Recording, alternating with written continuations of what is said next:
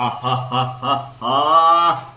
દોસ્તો, આજે છે વઘારેલું દહીં. વાહ! અને ઘણા મિત્રો તીખારી પણ કહે છે. વઘારેલું દહીં ક્યારે મળે છે?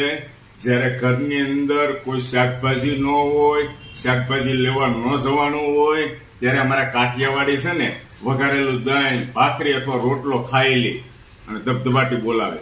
તો અત્યારે હું તમને વાહ,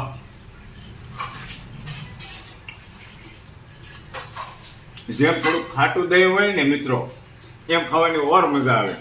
અને જે તડકો માર્યો હોય ને અંદર, લસણની કળિયું ને એવું નાખ્યું હોય, મજા આવી જાય. અને સ્પાઈસી જોતું હોય તો હારે મરચી લીધી છે, લીલી મરચી, શેકેલી મરચી. હા,